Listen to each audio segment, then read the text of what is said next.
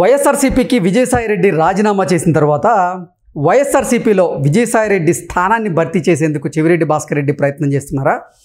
చెవిరెడ్డి భాస్కర్ రెడ్డి ప్రయత్నానికి ఇప్పుడు బొత్స సత్యనారాయణ బ్రేకులు వేస్తున్నారా అంటే అవుననే సమాధానం ఇస్తున్నారు కొంతమంది రాజకీయ విశ్లేషకులు.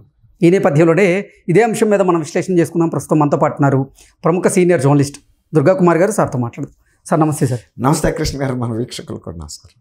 సార్, సార్వత్రిక ఎన్నికల్లో వైఎస్ఆర్సీపీ ఘోర పరాజయాన్ని చవిచూసిన తర్వాత వైసీపీలో ఉన్నటువంటి కొంతమంది ముఖ్య నేతలు వైసీపీని వీడి ఇతర పార్టీల వైపు వెళ్తున్నారు. ఈ నేపథ్యంలోనే జగన్మోహన్ రెడ్డికి అలాగే వైఎస్ఆర్సీపీకి అత్యంత సన్నిహితంగా ఉండేటువంటి విజయసాయిరెడ్డి వైసీపీని అలాగే జగన్మోహన్ రెడ్డిని వీడిన తర్వాత వైఎస్ఆర్సీపీలో విజయసాయిరెడ్డి స్థానాన్ని భర్తీ చేసేందుకు చెవిరెడ్డి భాస్కర్ రెడ్డి ప్రయత్నం చేస్తున్నారని, అయితే చెవిరెడ్డి భాస్కర్ రెడ్డి ప్రయత్నానికి మాత్రం ఇప్పుడు బొత్స సత్యనారాయణ బ్రేకులు వేస్తున్నాడు అనేటువంటి వార్త సోషల్ మీడియాలో చక్కలు కొడుతూ ఉంది. ఏంటి సార్, ఈ A2 స్థానం కోసం ఎవరెవరు ప్రయత్నాలు చేస్తున్నారు, ఆ ప్రయత్నాలకి ఎవరెవరు బ్రేకులు వేస్తున్నారు, ఏం జరుగుతుంది అసలు వైఎస్ఆర్సీపీలో? గారు, మీరు అడిగిన ప్రశ్న ఎట్లా ఉందంటే లేని విమానానికి పైలట్ పోస్ట్ కొట్టుకున్నట్టుగా ఉందండి. అసలు వైఎస్ఆర్సీపీ పార్టీ ఉనికే ప్రశ్నార్థకం అయిపోయింది. జగన్మోహన్ రెడ్డి గారికి కూడా నమ్మకం లేదు, ఎవరికి కూడా లేదు. అట్లాంటి పరిస్థితుల్లో ఆయనకి అత్యంత నమ్మకమైన వ్యక్తి విజయసాయిరెడ్డి. ఆయన కోసం ఒక రకంగా జీవితాన్ని బలిపెట్టిన వ్యక్తిగా కూడా మనం విజయసాయిరెడ్డిని చెప్పొచ్చు. విజయసాయిరెడ్డి రాష్ట్రానికి చేసిన మేలు లేదు, తర్వాత రాజకీయాల్లో ఆయన చేసిన కాంట్రిబ్యూషన్ ఏం లేదు, నెగిటివ్ పర్సనే. కానీ ఒక్క వ్యక్తికి మాత్రం ఆయన బాగా సహాయపడ్డాడు, ఒక కుటుంబానికి బాగా సహాయపడ్డాడు. అది ఆయన చెప్పినట్టు రాజారెడ్డి దగ్గర నుంచి ఇవాళ ఉన్నటువంటి జగన్మోహన్ రెడ్డి రాక వాళ్ళ ఆర్థికాన్ని సరైన బాటలో నడిపించాడు. నడిపించడం ద్వారా వాళ్ళకి ఎంత లబ్ధి చేకూర్చాడో ఆయన కూడా ఆయన శక్తి మేరకి స్థిరపడ్డాడు. స్వామి కార్యం స్వకార్యం రెండు అయింది. ఆయన ఒప్పుకున్నాడు కూడా, నా జీవితంలో నేను ఊహించిన స్థితికి వచ్చేసాను. రాజకీయంగా తను ఎప్పుడు ఆశలు లేవు, ఏది అసలు ఎమ్మెల్యే కూడా అవ్వలేడు, గ్రామ పంచాయతీ వార్డు మెంబర్ అవ్వలేడు. కానీ రాజ్యసభ మెంబర్ అయ్యాడు, రాజ్యసభ పక్ష నాయకుడు అయ్యాడు, పార్లమెంటరీ పార్టీ నాయకుడు అయ్యాడు, వైఎస్ఆర్సీపీకి జాతీయ కార్యదర్శి అయ్యాడు. తర్వాత కొన్ని స్టాండింగ్ కమిటీస్కి, పార్లమెంటరీ కమిటీస్కి చైర్మన్ అయ్యాడు. అట్లాగే ఆర్థికంగా కూడా చాలా విస్తరించిపోయాడు. పలుకుబడిగా సామాజికంగా కూడా విజయసాయిరెడ్డి ఒక ఆడిటర్ అంటే ఎవరికి తెలిసేవాడంటే చెన్నైలో ఆడిటర్ అతను. కానీ ఇవాళ విజయసాయిరెడ్డి చాలా పెరిగాడు. ఆ మాట ఆయన ఒప్పుకున్నాడు కూడా రాజీనామా పత్రంలో.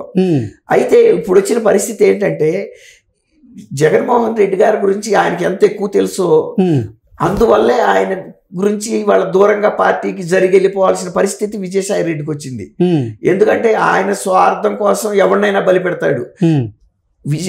వివేకానంద రెడ్డి గారి హత్య గురించి గుండెపోటు అని చెప్పిన ఫస్ట్ వ్యక్తి విజయసాయిరెడ్డి. ఆయన అంత పెద్ద పెద్ద నరుకుడు నరికితే చెప్పాడంటే ఆయనకి తెలియక చెప్పలా. అంటే విజయసాయిరెడ్డి దాని గురించే మొన్న ప్రస్తావిస్తూ రాజీనామా తర్వాత ఎప్పుడైతే వివేకానంద రెడ్డి హత్య జరిగిందో ఆ రోజు నేను అవినాష్ రెడ్డికి కాల్ చేయడం జరిగింది. అవినాష్ రెడ్డే నాకు గుండెపోటుగా చెప్పాడు. నేను తర్వాత మీడియా ముందుకు వచ్చి వైఎస్ వివేకానంద రెడ్డి గుండెపోటుతో మరణించారనేటువంటి వార్తను నేను తెలియజేశానంటూ ఆయన క్లారిటీ ఇచ్చేటువంటి ప్రయత్నం అయితే చేశాడు మొన్న. అయితే అక్కడ ఇంకో క్లారిటీ కూడా ఇవ్వాలి కదండి. ఆయన తీవ్రమైనటువంటి గొడ్డల పోటుకి గురేసి చనిపోయాడు, దాని మీద విచారణ చేయండి, దోషులు ఎవడైనా శిక్షించండి అనాలి కదండి. అయితే మారలేదు కదా. మరి తెలుసు కదా తనకి ఒక గుండెపోటుకి చనిపోయిన వ్యక్తికి గొడ్డల పోటుకి చనిపోయిన వ్యక్తికి తేడా తెలియనంతటి వ్యక్తి రాజ్యసభలో వైఎస్ఆర్సీపీ పక్ష నాయకుడిగా అవుతాడా? కాబట్టి అక్కడ డబుల్ స్టాండర్డ్ ఉపయోగిస్తున్నాడు ఆయన. రెండోది ఏంటంటే ఇప్పుడు ఆయనకున్న పరిస్థితి, కేసులన్నీ విచారణకు రాబోతున్నాయి. క్లైమాక్స్ యాంటీ క్లైమాక్స్ వస్తుంది సినిమా. ఇప్పుడు ఎదుర్కోవటం కష్టం. ఒకవేళ కనుక జైలుకి వెళ్తే జగన్మోహన్ రెడ్డికి 20 ఏళ్ళు పడితే 18 ఏళ్ళు 17 ఏళ్ళు ఇతనికి పడుతుంది. అతనికి 50 ఏళ్ళు పడితే 45 ఏళ్ళు ఇతనికి శిక్ష పడతాయి.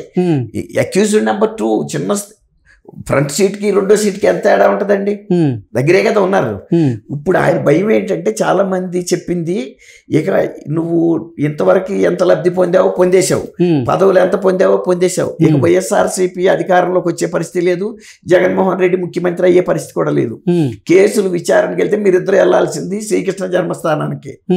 రెండోది ఇవాళ ఎక్కువ టెక్నికల్ ఎవిడెన్స్ అంతా ఈయన దగ్గర ఉంది.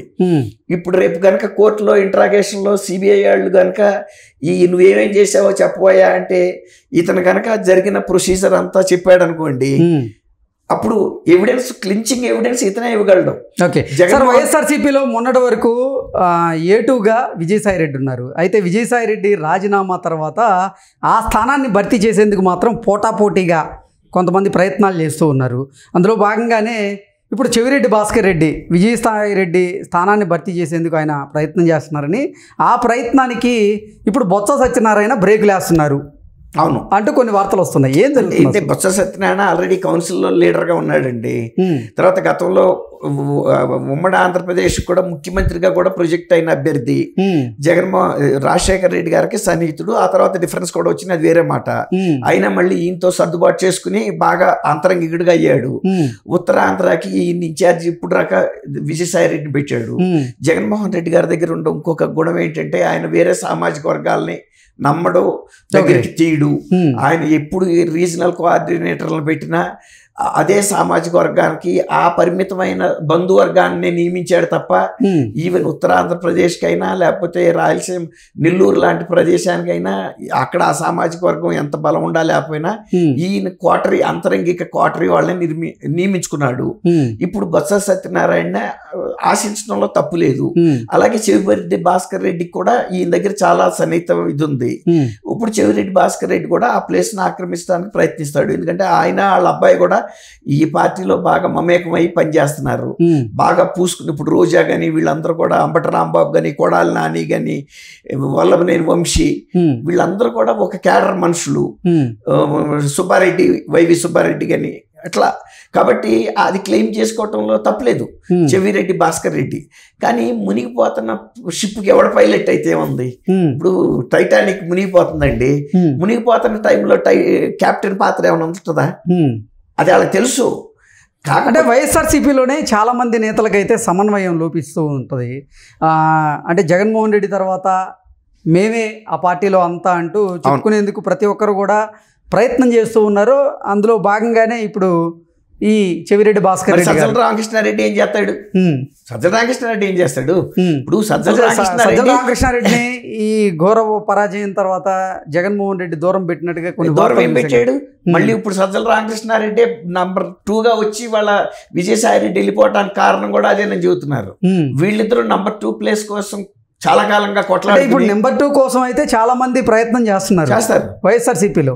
ఎవరు మీరన్నట్లుగా సజ్జల రామకృష్ణారెడ్డి, అవును, అలాగే చెవిరెడ్డి భాస్కర్ రెడ్డి, బొత్స సత్యనారాయణ గారు, వీళ్ళందరూ కాదు అసలు పెద్దిరెడ్డి రామచంద్రారెడ్డి ప్రయత్నం చేస్తున్నారంటూ కొన్ని వార్తలు.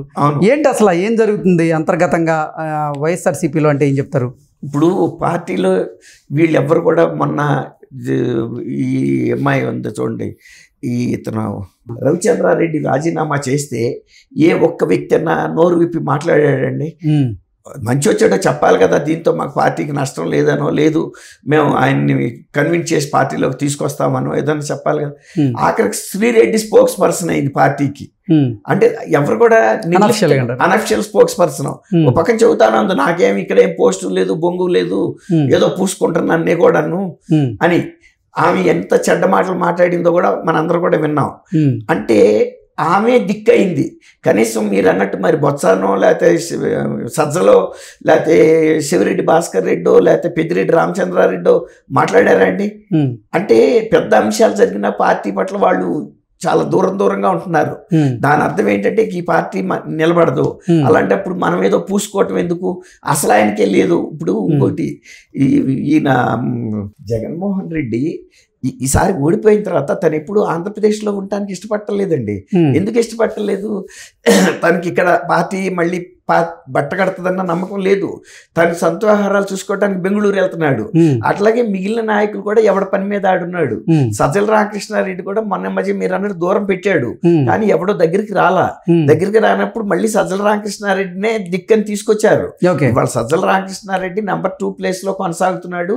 ఇక ఎట్లాగూ నాకు అక్కడ కావాలని జగన్మోహన్ రెడ్డి విజయసాయి రెడ్డిని దూరంగా పెడతాం మొదలుపెట్టాడు. ఆయనకి ఏముండా ఇబ్బంది ఏంటో తెలీదు. కానీ నిజానికి విజయసాయి రెడ్డిని దూరంగా పెట్టడం వల్ల నష్టపడేది జగన్మోహన్ రెడ్డి ఖచ్చితంగా. ఇప్పుడు విజయసాయి రెడ్డి కూడా జగన్మోహన్ రెడ్డి విశ్వసనీయత మీద ఆయనకే డౌట్ వచ్చింది. నేను నా జీవితాన్ని పణంగా పెట్టి, నా వృత్తిని పణంగా పెట్టి, నా భవిష్యత్తుని పణంగా పెట్టి చేయకూడని పనులన్నీ ఇతనికి చేశాను. ఇవాళ ఈయనకి కూడా దూరం అయ్యి నేను ఎవరికి లాభం చేసినట్టు అనే ఒక నిర్వేదంలో పడ్డాడు. నిర్వేదంలో పడిన టైంలో సొంత కుటుంబ సభ్యులు కూడా ఏం చెప్పారంటే, ఇక చేసింది చాలు, సంపాదించుకుంది చాలు, ఇంత బయటకు సర్దుకుని రమ్మంటేనే అంత పెద్ద నిర్ణయాన్ని ఆయన సడన్ గా తీసుకున్నాడు, ఆధ్యాత్మికంగా తీసుకున్నాడు, వ్యవసాయం చేసేయానికి తీసుకున్నాడని ఎవడు నమ్మే పరిస్థితి లేదండి. చాలా బలమైన కారణం ఉంది, చాలా పెద్ద నిర్ణయం ఇది, బలమైన నిర్ణయం ఇది. అంటే వైఎస్ఆర్సీపీ నుంచి కూడా బలవంతంగా విజయసాయి రెడ్డి గెంటివేయబడ్డాడు. జగన్మోహన్ రెడ్డికి విజయసాయి రెడ్డికి మధ్య మనస్పర్ధలు వచ్చినాయి కాబట్టి జగన్మోహన్ రెడ్డి పలు సందర్భాల్లో విజయసాయి రెడ్డిని హెచ్చరించారని, విజయసాయి రెడ్డి ఇక వెళ్ళిపో, నీ మొహం నాకు చూపించకంటూ కూడా పలు సందర్భాల్లో జగన్మోహన్ రెడ్డి విజయసాయి రెడ్డి మీద మాటలు వదిలినట్లుగా రకరకాల వార్తలు అయితే మనం చూసాం. ఇప్పుడు జగన్మోహన్ రెడ్డి గారు తనకి ఏదన్నా ఒక కోపం వచ్చినా ప్రేమ వచ్చినా దాచుకోలేడండి. రెండు తొందరగానే ఎక్స్ప్రెస్ చేస్తాడు. కాబట్టి అసలు కొంతమందికి అంతకుముందు కూడా మనం విన్నాం, ప్యాలెస్ లోకి పిలిచి కప్పం కట్టని ఎమ్మెల్యేలని కొంతమందిని చేయి చేసుకోవటం మూలాన్ని కూడా చాలా మంది దూరం అయిపోయారని. అది ఆయనకి ఏమి కొత్త విషయం ఏం కాదు. అందులోనూ ఇప్పుడు విజయసాయి రెడ్డి దయాదాక్షిణ్యాల మీద జగన్మోహన్ రెడ్డి బతకలేదు కదా. చేయాల్సిన పనులన్నీ చేశాడు, రిటర్న్ గా డాక్యుమెంటేషన్ చేశాడు, ఆయన ఆస్తులన్నింటినీ స్థిరపరిచాడు. ఓకే, అంటే మునిగిపోబోయేటువంటి ఒక పడవలో నేనే డ్రైవింగ్ చేస్తా అంటూ వెళ్ళడం అమాయకత్వం అంటారు అయితే ఇప్పుడు. అంతేగా, ఇప్పుడు టైటానిక్ షిప్ దానికి మంచు కొండ కొట్టేసిన తర్వాత ఆ కెప్టెన్ కాదు నేను ఎక్కుతానంటే ఆడేమన్నా సేలి చేయగలుగుతాడా, ఒక ఇంచి ముందుకు తీసుకెళ్ళగలుగుతాడా బోట్ ని? ఓకే, సింకింగ్ బోట్ అది. కాబట్టి ఎవరు దేనికోసం పోరాడుకున్నా జగన్మోహన్ రెడ్డికి దాని మీద పెద్ద దృష్టి పెట్టే టైం కూడా ఇది లేదు. ఇప్పుడు ఆయనకి కౌంట్ డౌన్ మొదలైంది. ఆయన cases day to day basis మీద కనుక రేపు ఎంక్వైరీ జరిగితే అసలు జగన్మోహన్ రెడ్డి బయట ఉండే అవకాశమే లేదు. ఆయన కేవలం కొన్ని కేసుల్లో అంటే 50% కేసుల్లో శిక్ష పడినా ఆయన జైలుకి వెళ్ళక తప్పదు. ఓకే, కాబట్టి ఇంక రాజకీయ పార్టీ నడిపేది ఎవరండి? Okay sir, thank you so much అండి. థ్యాంక్ యూ కృష్ణ గారు. మన